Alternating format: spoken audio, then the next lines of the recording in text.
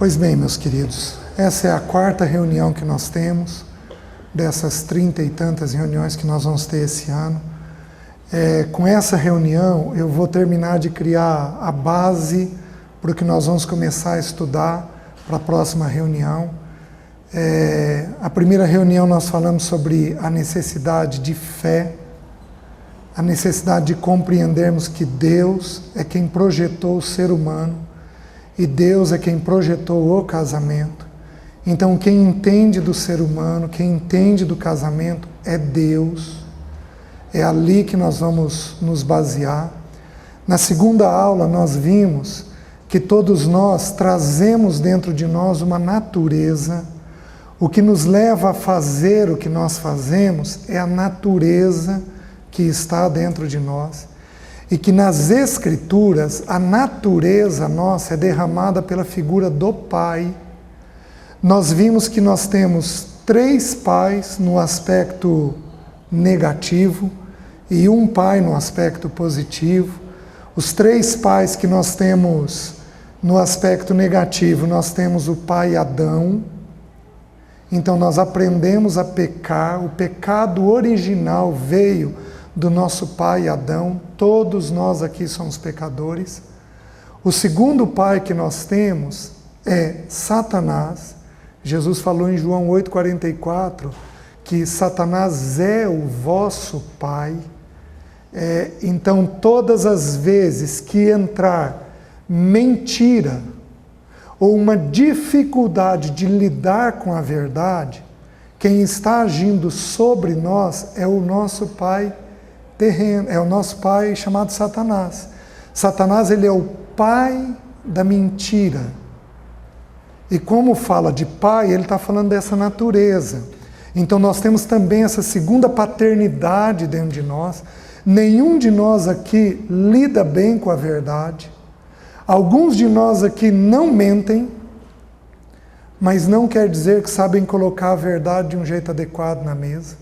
A gente pode colocar de um jeito errado, de um jeito atravessado, fora de hora, desrespeitoso. A gente pode fazer de inúmeras maneiras erradas o colocar a verdade. Quem faz isso? Satanás é quem agiu em nós desde lá de trás, produzindo essa dificuldade com a verdade. O terceiro pai que nós temos são os pais terrenos, que é onde a psicologia tenta trabalhar. Mas ele é um dos pais que a Bíblia ensina.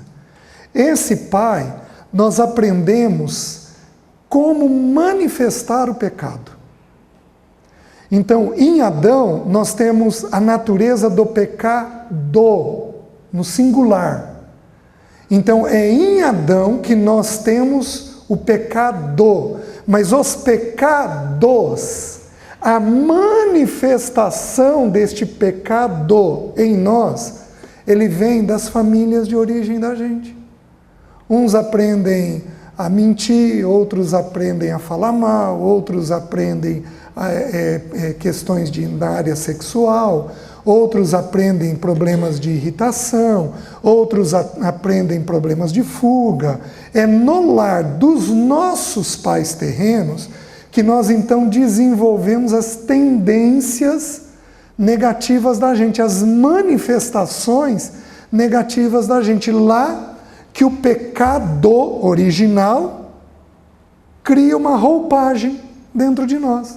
E ali a gente aprende então a manifestar este pecado que veio de Adão dentro de nós. Vocês estão entendendo como é que funciona? Esses são os 3 pais negativos. E aí nós temos um pai positivo, que hoje eu quero mostrar um pouquinho mais para vocês. Que pai é esse? O Pai Celeste. Jesus falou assim, não precisam abrir, nós já vimos, em João 5,19, ele diz assim, tudo quanto o Filho, se referindo a ele mesmo, vê o Pai fazendo, o Filho também semelhantemente o faz. Então, o Filho de Deus fazia o que ele via o Pai fazendo. Eu e você vamos ter um comportamento diferente à medida que nós aprendemos a olhar o Pai. À medida que eu vejo o Pai Celeste, eu aprendo a receber dentro de mim um novo jeito de ser, uma nova maneira de ser. Esse Pai Celeste é fiel, esse Pai Celeste é amor e esse Pai Celeste é luz. À medida que eu contemplo esse Pai Celeste, eu recebo da natureza dele dentro de mim e eu começo a manifestar essa natureza com o meu parceiro. Então o meu parceiro vai recebendo de amor, de fidelidade, de luz, à medida que os meus olhos vão sendo colocados nesse Pai Celeste. Vocês estão entendendo? Então a questão aqui não é olhar para uma pessoa. A questão aqui não é para olhar para uma teoria. A questão aqui não é frequentar um aconselhamento. A questão aqui é de aprender, fazer com que os nossos olhos aprendam com este Pai Celeste. Olhar este Pai Celeste. E lá nesse Pai Celeste aprender esta nova realidade de como me portar no casamento. Os irmãos estão entendendo? Simples assim. Porque a Bíblia não é complicada. Simples assim. Quanto mais tempo eu gasto nisso, mais amor eu recebo do alto, mais verdade eu recebo do alto, mais fidelidade eu recebo do alto. Obviamente que é gastar tempo nisso daqui com o coração correto. Não é ler isso daqui como se fosse um jornal, mas é ler isso daqui com o coração desejoso de conhecer a Deus. Quanto mais tempo eu faço isso, mais eu recebo da natureza dele em mim. Agora vamos lá. Eu quero mostrar hoje para vocês que nós somos criados para o relacionamento e que nós vamos nos relacionar com alguém ou com alguma coisa. O ser humano ele é essencialmente relacional. Ainda que ele se relacione com alguma coisa. Vocês lembram da palavra ermitão? Um ermitão sugere o quê? Um sujeito que se afasta da sociedade para viver sozinho. Esse sujeito se relaciona? Aparentemente você vai dizer assim, não, ele não se relaciona. Mas eu vou te fazer uma pergunta. Por que que ele deixou a sociedade e foi morar sozinho? Porque ele não suportava lidar com as coisas da sociedade. Então ele construiu uma teoria na cabeça de que longe das pessoas ele estaria seguro. Ele se relaciona? Se relaciona com quem ou com o quê? Ele se relaciona com uma ideia, com um conceito, mas ele se relaciona. Não tem jeito do ser humano não se relacionar. Porque o ser humano ele foi criado para o relacionamento. Ele foi criado, a natureza dentro do ser humano é uma natureza relacional. Quando nós temos dificuldade de nos relacionarmos com Deus e com os nossos, nós vamos nos relacionar ou com alguém de fora ou com alguma coisa de fora. Simples assim. Não é complicado. É desse jeito que o nosso coração funciona. Então eu quero mostrar para vocês algo a respeito da pessoa de Jesus e depois trabalhar com vocês onde é que nós vamos colocando esses relacionamentos da gente. Vamos lá, vamos dar uma olhada na palavra. 2 aos Coríntios, capítulo 4, versículos 5 e 6. A palavra de Deus diz assim: porque não nos pregamos a nós mesmos, mas a Cristo Jesus como Senhor e a nós mesmos como vossos servos, por amor de Jesus. Porque Deus que disse, das trevas resplandecerá a luz, Ele mesmo resplandeceu em nosso coração para a iluminação do conhecimento da glória de Deus na face de Cristo. Meus queridos, Deus tem um rosto. Que rosto é esse? O de Cristo. Meus queridos, ou Jesus é o Filho de Deus, ou ele é um doido. Pensem comigo. Que ser humano nessa terra, que vira e diz que é o Filho de Deus. Os que fazem isso, nós colocamos onde? em sanatório. E nós simplesmente esquecemos ele. Como é que o Senhor Jesus pode ter dito: eu sou o Filho de Deus, e os escritos dele durarem 2000 anos? Ou ele é um louco, e nós, loucos em miniatura por segui-lo, ou ele é o Filho de Deus. Nenhum outro. Nenhum outro. Muitos falaram que são espíritos iluminados, que são isso, que são o Messias, mas o único que disse: eu sou o Filho de Deus, foi o nosso Senhor Jesus Cristo. Então ele está dizendo que Deus, nesta terra, aparece numa única face. Que face é essa? A face de Cristo. Isso é tanto verdade que quando Filipe o questionou, Filipe disse assim: Senhor, mostra-nos o Pai. E Jesus disse o quê? Filipe, há tanto tempo eu estou com você e você ainda não percebeu?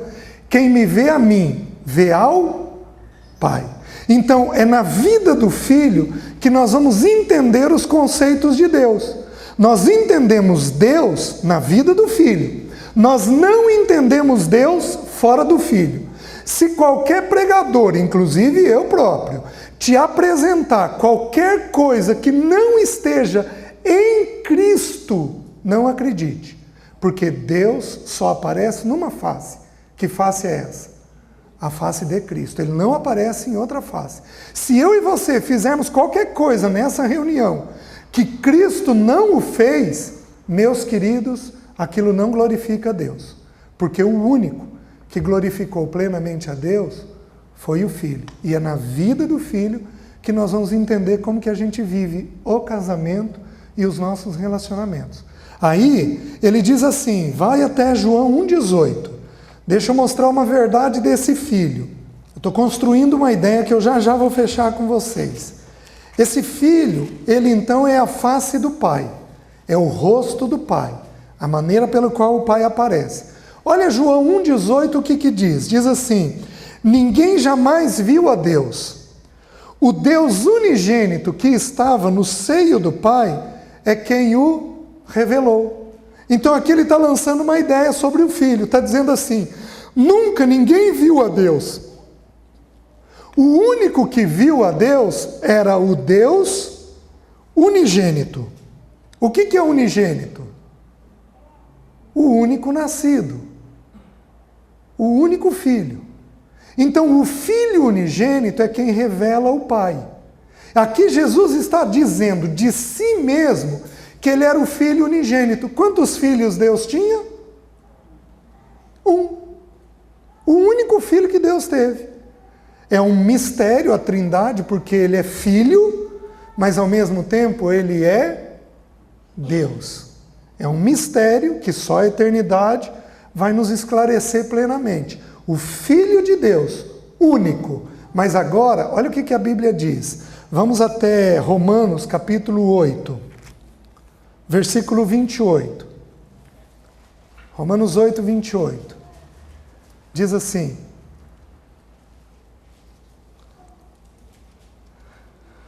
Sabemos que todas as coisas cooperam para o bem daqueles que amam a Deus, daqueles que são chamados segundo o seu propósito. Todas as coisas vão cooperar para a nossa edificação. Mas aí olha o que ele diz. Porquanto aos que de antemão chamou, também os predestinou para serem conformes à imagem de seu Filho, a fim de que ele seja o primogênito entre muitos irmãos. Agora, a palavra de Deus nos acrescenta uma coisa, diz que esse Filho unigênito, ele abre mão do posto de ser único, de ser o único Filho de Deus, para ser então o primogênito. O que é primogênito? O primeiro filho de muitos irmãos. Então, eu vou te resumir, o texto diz assim, tudo coopera para o propósito. Qual o propósito? O de sermos formados à imagem do primogênito. Cristo aqui se torna o nosso irmão mais velho, em quem todos nós vamos nos espelhar. Todos nós somos filhos desse irmão. Queridos, igreja significa apenas ele em nós. Igreja não significa outra coisa. Igreja é Cristo no César, menos o César. Porque se o César aparecer, vai ficar ruim.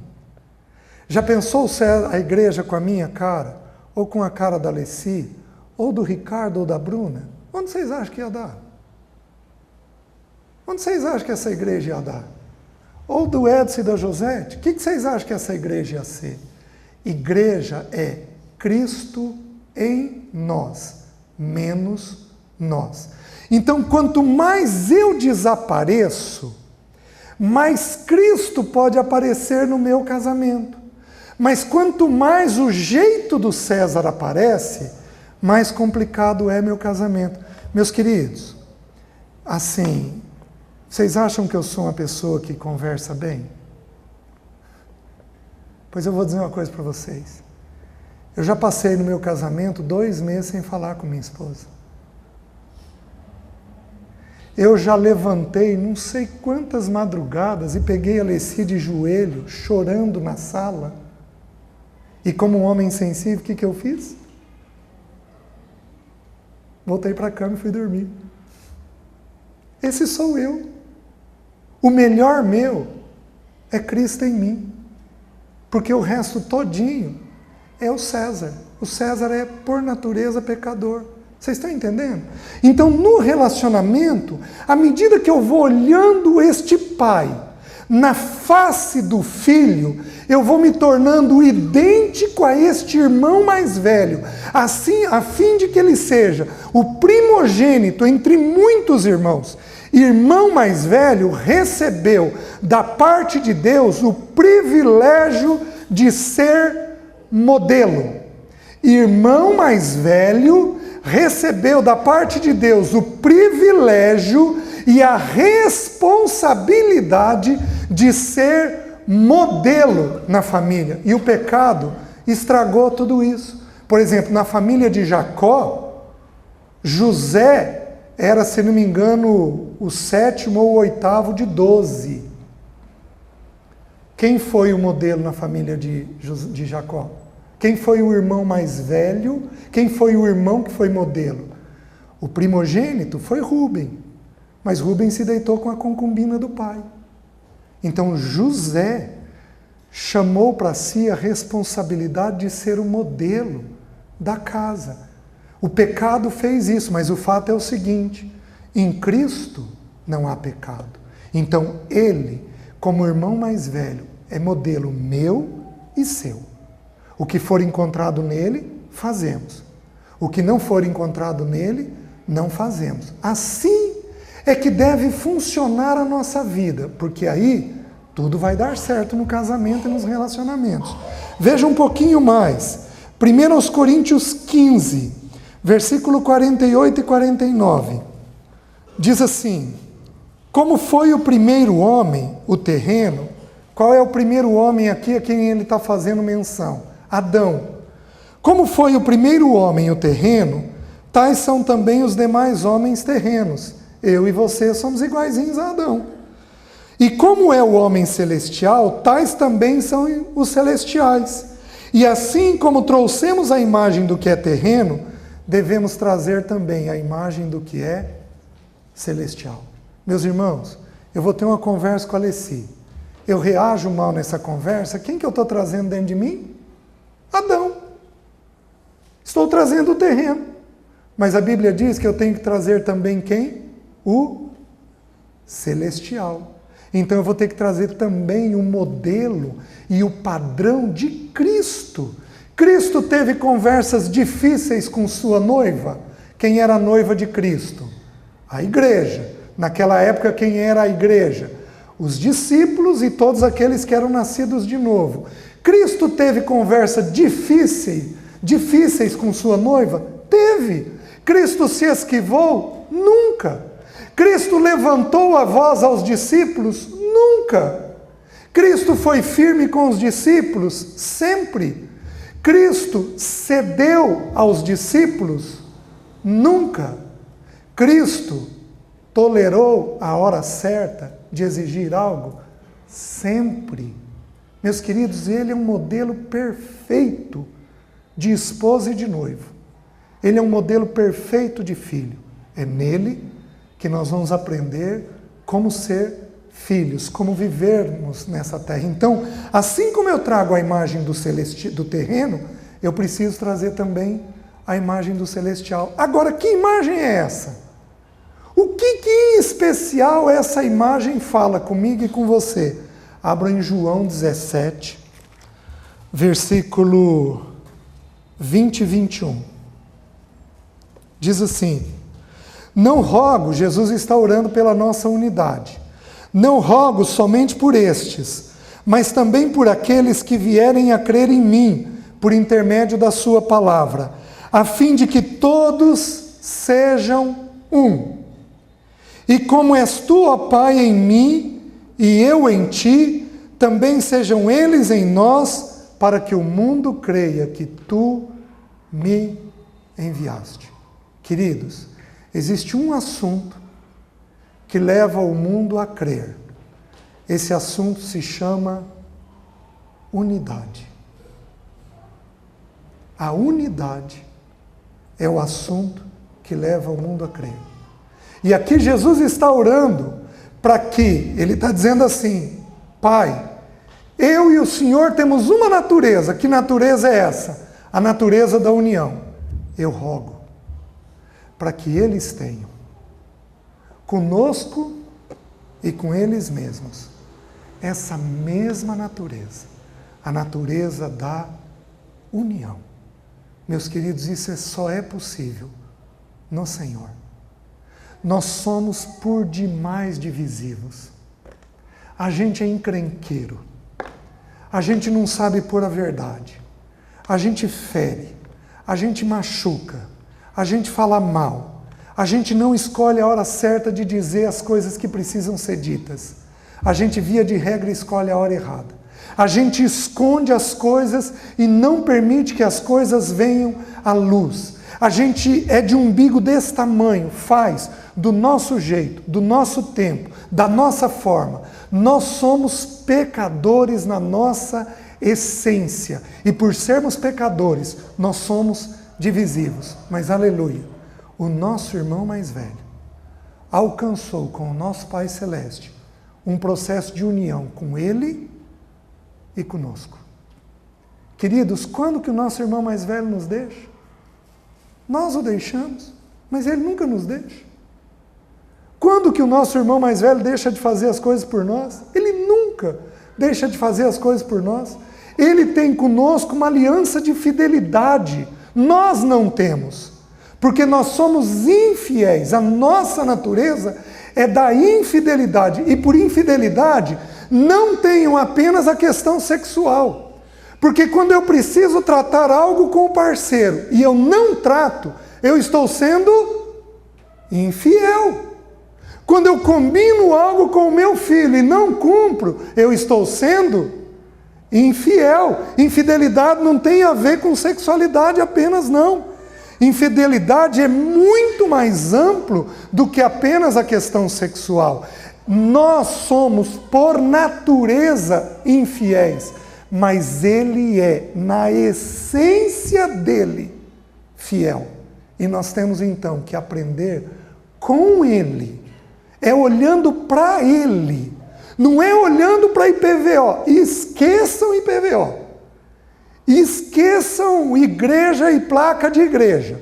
Porque igreja é apenas Cristo num grupo de pessoas, menos essas pessoas. Igreja é apenas isso. Olhemos o nosso irmão mais velho e nele nos espelhemos completamente, porque isto então é ser igreja. Então é essa a base que nós temos que ter. Então, entendendo isso, deixe-me mostrar para vocês como é que nós então nos relacionamos. Deixe-me mostrar a natureza do nosso coração para vocês. Vamos avançar um pouquinho mais. Abram em Marcos. Esse versículo não está aqui no esboço, mas ele é um versículo importante da gente ver. Marcos capítulo 3. Vamos começar com o versículo 10. Pois curava a muitos, de modo que todos os que se compadeciam de qualquer enfermidade se arrojavam a ele para o tocar. Também os espíritos imundos, quando o viam, prostravam-se diante dele e exclamavam: Tu és o Filho de Deus. Mas Jesus lhes advertia severamente que não o expusessem à publicidade. Aí olha o que Jesus faz. Depois subiu ao monte e chamou os que ele mesmo quis e vieram para junto dele. Então designou 12 para estarem com ele e os enviou a pregar e a exercer autoridade e a expelir demônios. Vamos parar aqui, meus queridos. Ele chamou 12 para si mesmo. Mas ele chamou em qual ordem? Ele chamou primeiro para estarem com ele. E depois para fazerem coisas. Vocês lembram aquela natureza nossa de relacionamento e serviço? Jesus estabeleceu uma ordem aqui. O que vem primeiro? Relacionamento. O que vem em segundo lugar? Serviço. Meus queridos, Jesus, o nosso irmão mais velho, está dando um modelo de que primeiro eu me relaciono com as pessoas que Ele me deu. Depois eu me relaciono com o serviço, com as coisas que eu vou fazer. Primeiro com pessoas, depois com coisas. Esta é a ordem do nosso Senhor. E o nosso coração, em geral, inverte isso. Muda isso. Nos relacionamos com tantas coisas, mas tantas coisas. Mas o nosso Senhor determinou uma coisa muito simples. O nosso Senhor determinou que primeiro são pessoas. E aí o texto diz que Ele chamou para si os que Ele mesmo quis. Deixa eu te fazer uma passagem bem breve. Você chamaria para si alguém que é sem fé alguma, como Tomé? Porque Tomé não tinha fé. Você se relacionaria, você chamaria alguém para um projeto espiritual, alguém que não tem fé? O que Jesus fez? Chamou um cético para conviver com ele. Você chamaria para si um tapado, limitado, que não enxerga as coisas, como era Felipe? Porque Felipe, ele vira e pergunta para o Senhor o que? Eu já mencionei. Senhor, mostra-nos o Pai. E eu penso que o Senhor fez assim. Ele não falaria meu Deus, né? Porque ele é o próprio Deus. Mas Jesus ia dizer, Felipe, eu não acredito. Eu não acredito. Eu não acredito, você não está me perguntando isso. Diz que você não está me perguntando isso. Eu acho que essa seria a minha reação. Quem me vê a mim, vê ao Pai. Queridos, quantas vezes nós falamos coisas para o parceiro e ele simplesmente não entende, não compreende. Isso é comum ou não no casamento? Jesus chamou para si alguém que não entendia as coisas que ele falava. E nem por isso Jesus deixou de amá-lo.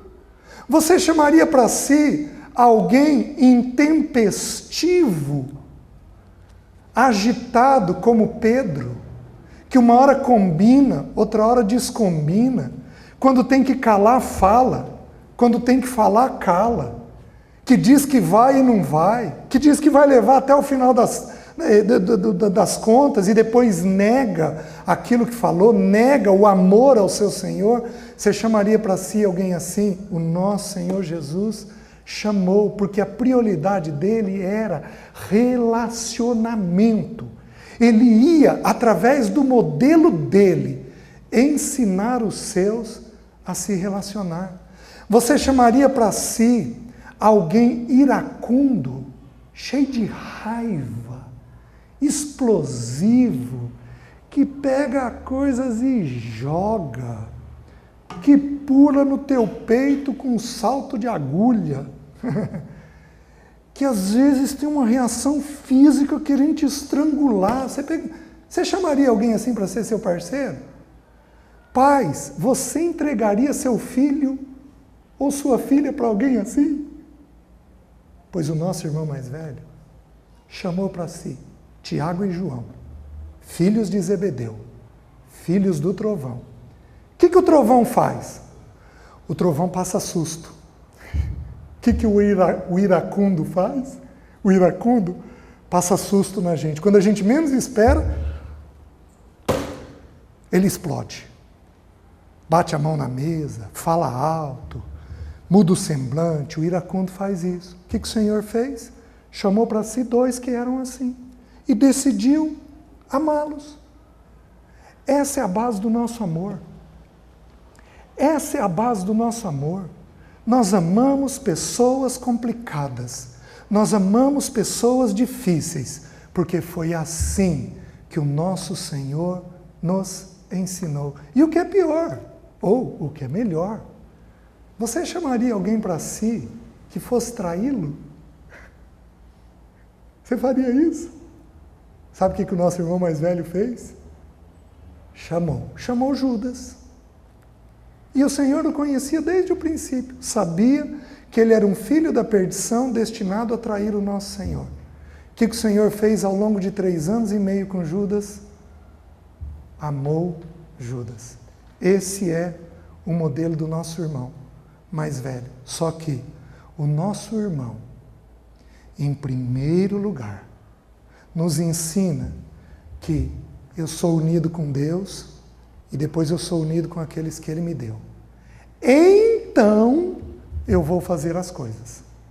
Então eu vou me dedicar às coisas. Primeiro Deus, depois os meus, então eu posso me dedicar ao serviço. Ele chamou os discípulos para estarem com Ele e depois os enviou a pregar. Vocês estão entendendo o princípio? O princípio é de que os nossos têm prioridade sobre as coisas, sobre os serviços. Deus em primeiro lugar, depois o parceiro, depois os filhos, então as coisas. Então essa história de que mulher tem 2ª ou 3ª jornada, isso é uma verdade parcial, porque todos nós temos que ter 2ª e 3ª jornada. Porque depois da jornada do trabalho, nós chegamos em casa e nós temos que fazer o quê? Cuidar dos nossos. Este é o princípio que o nosso irmão mais velho nos ensina. Queridos, ou olhamos para ele, ou nós vamos ficar baseados no nosso jeitão de ser. Ele é quem nos ensina sobre relacionamento. Vamos um pouquinho mais.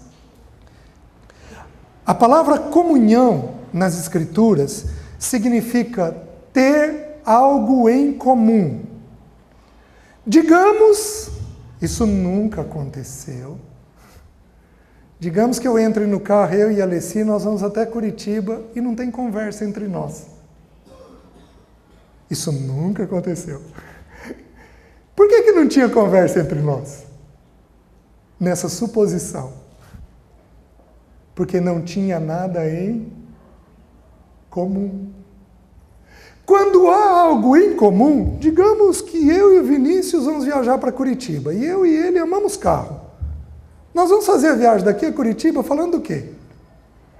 De carro, porque nós temos algo em comum. Queridos, nós não somos obrigados a falar muito, mas a fala demonstra que há algo em comum entre nós. Quando não conversamos, é um sinal de que não há algo em comum entre nós. Por isso que alguns casais que são bons pais, eles se tornam melhores pais do que cônjuges. Porque eles têm em comum o quê? Os filhos. Mas entre os dois não vai haver tanto assunto em comum. Queridos, isso leva anos, às vezes, para a gente ir desenvolvendo.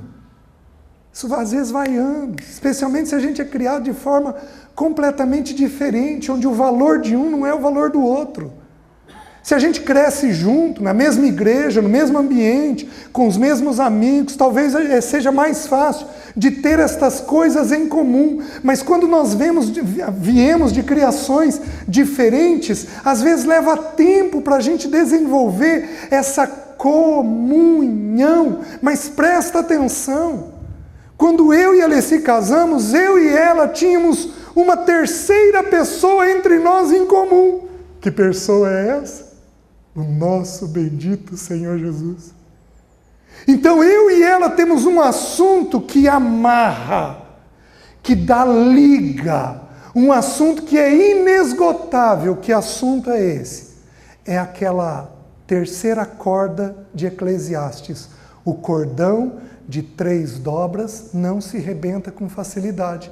Então, quais são as 2 cordas, eu e a Alessi? Qual é a terceira corda que amarra eu e ela? O bendito Senhor Jesus. Então, quando a gente aprende a conversar dele, sobre ele, e deixar que ele lance luz na nossa verdade, e a gente vai com espontaneidade falando para o outro aquilo que a gente está vendo de nós, aquilo que eu não sou parecido com Jesus, aquilo que Jesus tem que eu não tenho, aquilo que ele faz que eu não gosto de fazer, aquilo que ele é que eu não gosto de ser. À medida que eu vou tendo essa conversa, eu vou sendo completamente amarrado nessa pessoa, no meu parceiro. Vocês estão conseguindo entender? Alguns casais não conversam porque simplesmente não tem algo em comum. Mas olha o que a Bíblia diz. Abram em 1 Coríntios, capítulo 1, versículo 9. Fiel é Deus, o qual fostes chamados à comunhão de seu Filho, Jesus Cristo, nosso Senhor. Então, olha a natureza da nossa vocação, olha a natureza do nosso chamado. Nós fomos chamados a quê? A uma comunhão. Mas olha que interessante, eu fui chamado a ter algo em comum com alguém. Mas olha que interessante, o texto podia dizer que eu fui chamado a ter uma comunhão com Jesus, que significa o Salvador. Se eu estou tendo uma comunhão com o Salvador, eu teria uma comunhão então apenas eu pecador, ele Salvador. O texto podia ter dito que eu fui chamado à comunhão com o Cristo, que significa Messias, aquele que me dá entrada no reino eterno. Então eu ia ter comunhão com aquele que um dia vai me levar para o céu. O texto podia dizer que eu tenho comunhão apenas com o Senhor, mas o texto começa dizendo assim, que eu fui chamado a uma comunhão com o seu Filho. Porque antes de ser um bom parceiro, eu tenho que aprender a ser um bom filho de Deus. À medida que eu vou tendo comunhão com este irmão mais velho, então a vida dele vai aparecendo aqui. Mas enquanto eu permaneço em mim, do meu jeito, com as minhas características do meu pai, da minha mãe terreno, o que vai aparecendo no meu casamento é o meu jeitão de ser. Então o chamado à comunhão é um chamado, em primeiro lugar, à comunhão de um filho. Nós temos que, em primeiro lugar, aprendermos a ser filhos de Deus. À medida que eu aprendo a ser filho de Deus, eu aprendo então a ser um parceiro, um noivo adequado, e aprendo a ser um pai adequado. Vocês estão conseguindo entender? É este modelo que eu tenho que imitar. Vou dar um exemplo para vocês. Jesus era ansioso? Não. Porque como filho ele sabia que o pai ia prover todas as coisas na hora certa. Vocês entenderam? Se eu fico ansioso, por exemplo, eu fui muito ansioso, e a minha ansiedade aparecia onde? No trabalho. Eu tinha medo do futuro. Vamos trabalhar. Vamos trabalhar, vamos trabalhar, vamos trabalhar, vamos trabalhar, vamos ganhar, vamos fazer projeto, vamos ter projeto, vamos adquirir bens, porque isso daí é que vai dar segurança no futuro. À medida que eu, como filho de Deus, era ansioso e não era tranquilo, como o meu irmão mais velho, vocês acham que a minha ansiedade não aparecia no meu relacionamento ou com os meus filhos? É óbvio que aparecia. Então o convite nosso é, em primeiro lugar, não a sermos parceiro. O convite nosso é, em primeiro lugar, a sermos filhos. Porque à medida que eu me tornar um filho diferente deste bendito Pai Celeste, então é completamente diferente o que eu vou dando no meu relacionamento. Vocês estão conseguindo entender, queridos? Simples assim. Então aí, à medida que eu vou aprendendo a ter este relacionamento, descansado como filho, eu vou me relacionando de forma descansada como esposo. Vocês estão entendendo? Se não, o que aparece é o jeitão do César. Meus queridos, eu cuidei, a primeira colheita que eu cuidei para o meu pai, eu tinha 11 anos de idade. Eu fui talhado para trabalhar, eu não fui talhado para me relacionar. Naturalmente falando, eu não gosto de conversar. Eu converso no púlpito e na clínica, porque nos dois eu estou falando. Difícil é ouvir, especialmente coisas da gente. Isso é que é complicado. O César natural, o César treinado pelo Adão, por Satanás e pelos pais dele, o César natural não gosta de conversar, mas pela graça de Deus. À medida que eu olho o irmão mais velho, eu vou compreendendo que não tem jeito. Eu tenho que conversar sobre aquelas coisas que são difíceis, porque eu fui chamado para me relacionar. Não precisam abrir, mas Gênesis 1:26 nos ensina que a natureza nossa, nós vimos isso na segunda aula, que a natureza nossa é uma natureza de relacionamento. Nós somos imagem e semelhança de Deus em quê? Em relacionamento. Deus nos usa para mostrar nessa terra que Ele existe. Nós somos corpo do Filho dele. Então, à medida que nós nos relacionamos, esse Deus relacional vai aparecendo nessa terra. Vamos um pouquinho mais. Vejam João capítulo 13, versículo 1. Olha que texto maravilhoso. É impressionante esse texto. Diz assim: ora, antes da festa da Páscoa, sabendo Jesus que era chegada a sua hora de passar deste mundo para o Pai, tendo amado os seus que estavam no mundo, amou-os até o fim. Queridos, o texto fala uma realidade muito simples. O Senhor agora vai lavar os pés dos discípulos, ele é atacado pelo diabo, porque Satanás põe no coração de Judas, em definitivo, que ele ia trair o Senhor Jesus. O texto vai relatando, e o Senhor Jesus lava o pé de todos eles, inclusive o pé de Judas. Ele lava, depois ele ceia, e a primeira pessoa que o Senhor partilha a ceia, molhar o bocado de pão e entregar para alguém, a primeira pessoa que você entregava era a pessoa mais importante do recinto. Quem era a pessoa mais importante do recinto na cabeça do Senhor Jesus? Aquele que mais necessitava. Quem é que mais necessidade tinha? Judas. Foi para ele que o Senhor entregou a ceia, dizendo assim: Judas, você me trai, mas eu quero ter comunhão com você. Você pode me trair, eu sei que você vai me trair, mas eu quero ter com você comunhão. Meus queridos, isso é um amor elevado demais. E aí, o texto está ensinando que Ele nos amou até o fim. Mas por que Ele nos amou até o fim? Porque Ele estava o tempo todo com o Pai, sabendo que era a hora de passar, de deixar este mundo e ir para o Pai. Ele viveu 33 anos unido ao Pai. Por isso ele é capaz de amar até o fim. A grande maioria de nós possivelmente existe no meio do caminho.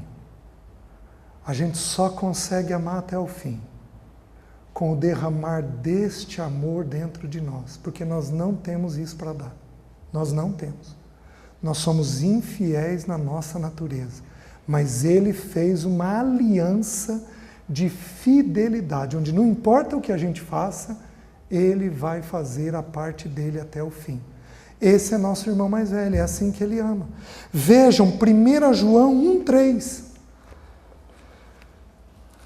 1 João, os escritos de João são escritos de união, são escritos de unidade.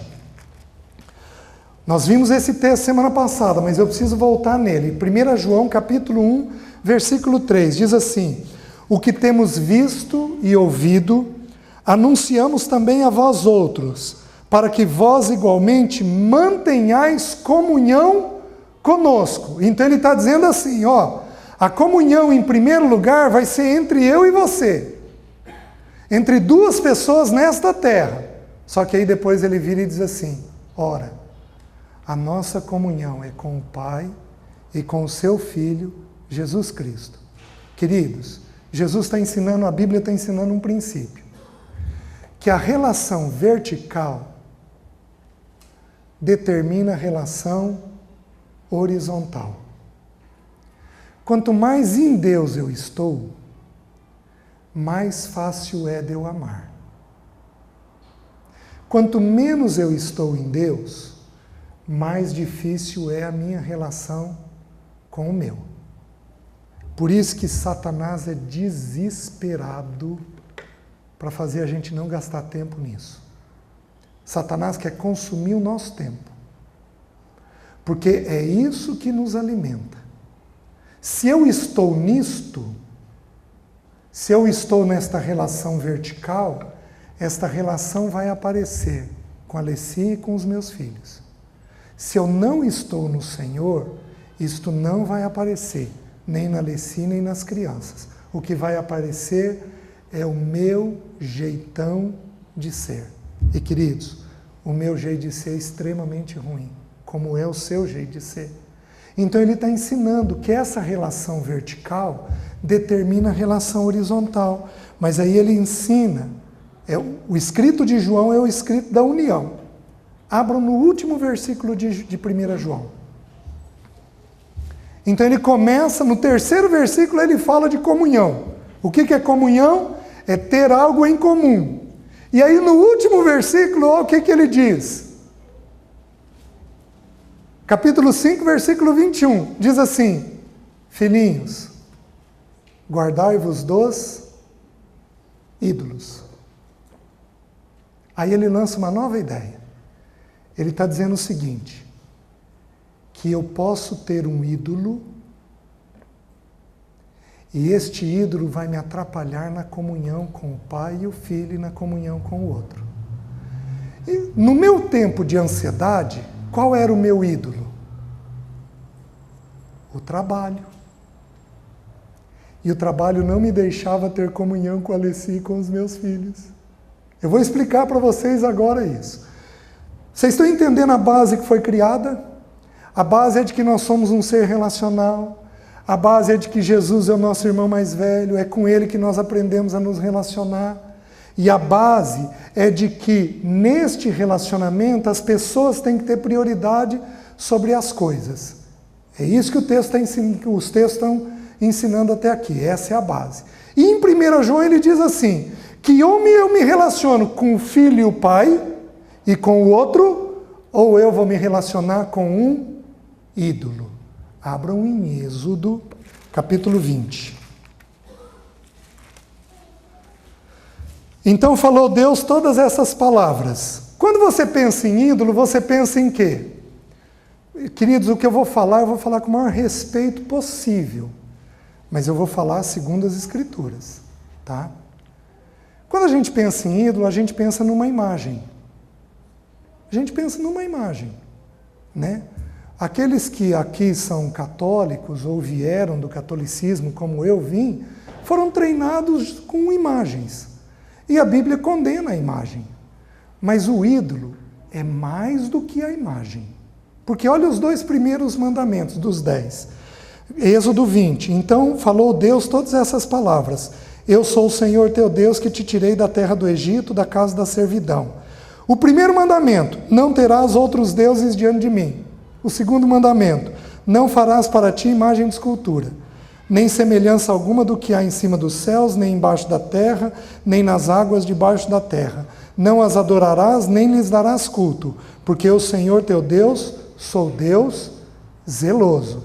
Então ele está dizendo uma coisa simples. Os 2 primeiros mandamentos é não ter deuses e não ter imagem de escultura. A imagem fica claro que é um ídolo. O texto está claríssimo, claríssimo, não tem...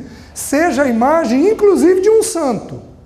Porque o texto está dizendo que não é para ter imagem de nada do que há debaixo dessa terra. Não é para ter imagem alguma. Mas ele começa, o primeiro grande mandamento, diz assim, não terás outros deuses. Queridos, o que significa um ídolo ou um outro Deus? Existem 3 menções no hebraico e uma no grego para a palavra ídolo.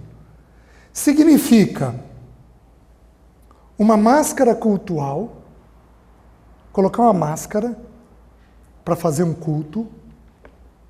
Você, digamos que um sujeito seja um sem vergonha, promíscuo lá fora e vem aqui adorar. Ele entrou aqui com uma máscara. Concordam comigo? Aquilo não constitui verdade com relação a ele. Ele tem que vir para adorar. Mas à medida que ele vem para adorar, naturalmente o Espírito vai levar ele a ir abandonando aquela prática. Tudo aquilo que a gente ama muito vira uma máscara em nós, tá? Máscara cultural, ou o que eu quero trabalhar, névoa. O que é um ídolo? É uma névoa. Você consegue pegar uma névoa, mas ela consegue atrapalhar a tua visão? E a última coisa, esterco. Significa essas 3 coisas. No Novo Testamento, vai significar fantasma. Vai trabalhar a mesma ideia da névoa. Então, todo Deus, que não o nosso Deus, que aparece na face de Cristo, vira para nós uma névoa que atrapalha a visão da gente. Todos nós temos uma tendência de colocar coisas que nós amamos muito. Queridos, um Deus ou um ídolo é tudo aquilo que eu amo muito e que me dá muita segurança. Eu levantei para Alessi, fazer projetos, se eu não cuidar, vira um ídolo na minha cabeça. Um projeto atrás do outro. O que mais? Um outro corajoso. Roupa, música e carro. Muito bem, Nayara, corajosa. Roupa, mais alguém aqui levantou roupa? Thaís? Mais alguém levantou roupa? Essas mulheres estão muito comportadas. Será que é só as duas aqui no ambiente? Certo, o que mais? Mais alguém? Gastar mais do que ganha. O cartão. Certo? A compulsão do gasto. Ela ama muito. O que mais? Trabalho. O que mais? Viajar. O que mais? Isso, vamos confessando, gente. Vamos pondo para fora. Festa. O Ivan levantou festa. O que mais? Tudo aquilo que te dá muito prazer ou muita segurança. O que mais dá prazer? Gente, cartão com limite. Mas o cartão dá prazer. Certo? A mesma coisa então, a compulsão pelo gasto. O que mais? Gente, hoje tem jogo do Grêmio. Esporte aqui. Olha lá. Futebol, os esportistas, prestem atenção. Filhinhos, guardai-vos dos ídolos. Tudo aquilo que você amar muito vai te atrapalhar na relação com Deus, com o seu próximo e com os seus filhos. Com o seu parceiro e com os seus filhos. Está fazendo sentido isso? Eu vou ser ousado aqui, um pouquinho antes da gente terminar. Josete, viajar foi uma fraqueza. Já deu problema entre você e o Edson? A vida inteira. Vocês estão entendendo? Você já chegou a pecar por isto? Já? Isso já te atrapalhou na tua maternidade? Vocês estão me entendendo? Filhinhos, guardai-vos dos ídolos. Ou você se relaciona com o filho, o pai e com os seus, ou você vai se relacionar com pessoas ou coisas. Você está conseguindo me entender?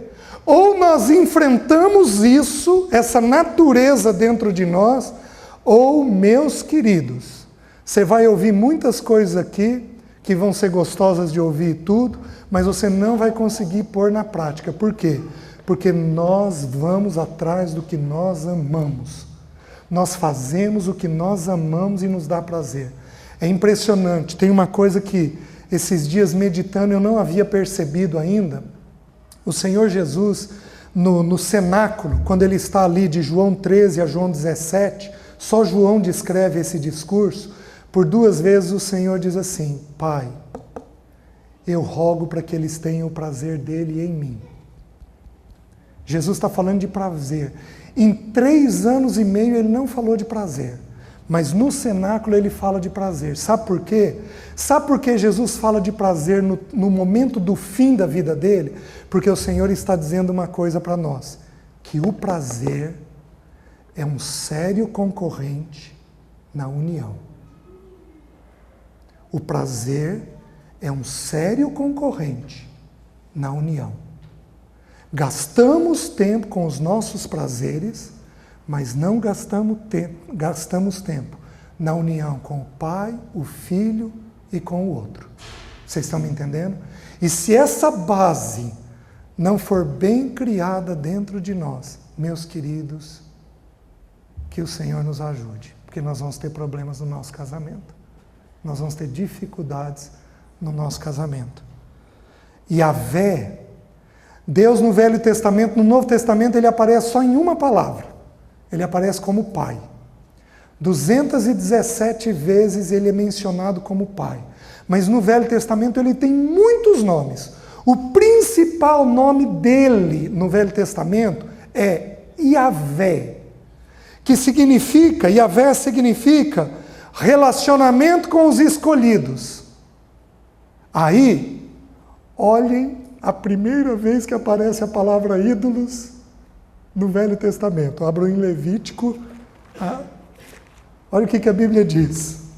O que significa Yahvé? Yahvé significa relacionamento com os escolhidos. Levítico capítulo 19. Então, eu acho que todos vocês estão compreendendo o que a Bíblia está ensinando? Que você vai ter relacionamento, se não for com o filho, o pai e os seus escolhidos, você vai ter relacionamento com alguma coisa. Está fazendo sentido? Olha, a primeira vez que aparece a palavra ídolos, diz assim: não vos virareis para os ídolos, para aquilo que é nada, que é névoa, que é vaidade. Nem fareis deuses de fundição. Eu sou o Senhor, vosso Deus. Eu sou Yahvé. O relacionamento, aquele que se relaciona com os escolhidos. Então, olha o que a Bíblia está dizendo. Vou usar como exemplo o Vinícius. A Bíblia está dizendo assim: Vinícius, não se vira para o trabalho. Não se vira para aquilo que você ama muito. Não se vira para lá. Porque eu sou aquele que te chamou para se relacionar com os meus escolhidos. Então, ou eu me relaciono com uma coisa, ou eu me relaciono com outra. Ou o Vinícius vai se relacionar com a Nayara, a esposa, e os filhos que Deus conceder, ou o Vinícius vai se relacionar com aquilo que ele muito ama. Digamos que ele ame carro. Digamos que ele ama esporte. digamos que ele ame academia, digamos que ele ame festa, digamos que ele ame gastar, digamos que ele ame a família de origem, que é uma coisa que muitos de nós amamos. Digamos que ele ame o trabalho, ele vai se relacionar com alguém ou com alguma coisa que dá prazer para ele, mas ele não vai se relacionar com os escolhidos que Deus levantou para ele. Quem são os escolhidos? O pai, o filho, a Nayara e os filhos que Deus der. Vocês estão conseguindo entender como é que é? E aí é uma decisão que nós temos que tomar. Com quem é que nós vamos nos relacionar? Amém? Só anotem aí os que estão anotando, Jeremias 2:5 e Salmo 115, versículo 8. Obrigado, meus irmãos. Deus os abençoe.